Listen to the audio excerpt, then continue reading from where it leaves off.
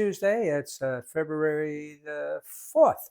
Beautiful day. By the way, you might have noticed I'm not in the church. I'm here at the headquarters of Physic Tech. With all your computer and technology needs right here. What street's this on, by the way? Haynes Road. Haynes Road. That's right. It's real close to the railroad tracks there. So if you ever need a computer, come down and we'd be glad to help you. And say Greg sent you.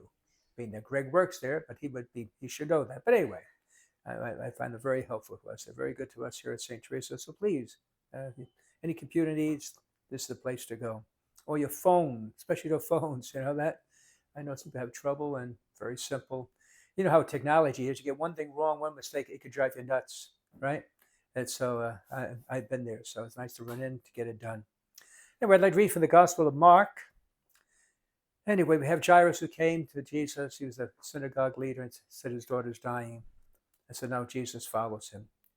Anyway, he tells him now, do not be afraid, as he told you, just have faith. Now, he did not allow anyone to accompany him inside except Peter, James, and John, the brother of James. When they arrived at the house of the synagogue's official, he caught sight of a commotion, people weeping, wailing loudly. So he went in and said to them, why this commotion and weeping? The child is not dead, but asleep. They ridiculed him, put him all out, took along the child's father and mother and those who were with him, and entered the room where the child was.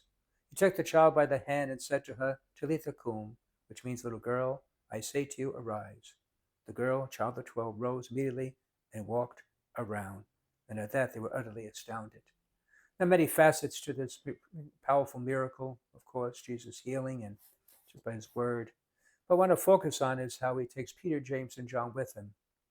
And also at the same time, they're his loyal followers. They trust him. And then you have these people outside who are making this commotion. It was part of the culture at the time to show your sympathy by physically, I guess, expressing. But then they began ridiculing Jesus.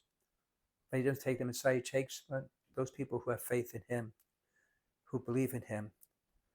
And according to research by social psychologist Dr. David McClellan of Harvard, he said the people with whom you habitually associate with are called your reference group. And these people determine as much as 95% of your success or failure in life. So what I want to emphasize here is who are your associates? Who are your friends? Who do you hang with, I guess, huh? Because they're the ones who affect you. And it's not just for teens, it's all of us. Tell me who your friends are. Tell me who your friends are. Tell me who you are.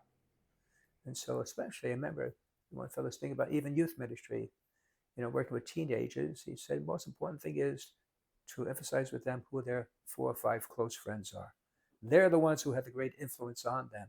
So you may want to teach, instruct, the faith and scriptures, all well and good. But the ones who will affect them are those who who are their friends.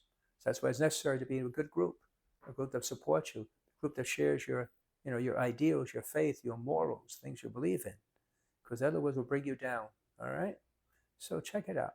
That's why at the church we have small groups to be with people of like-mindedness who will support you. Now, I'm not saying you can't associate with anybody else, but those close circle who has influence on you, you need to keep close to you. Jesus did with Peter, James, and John. I hope you find your Peter, James, and John as well.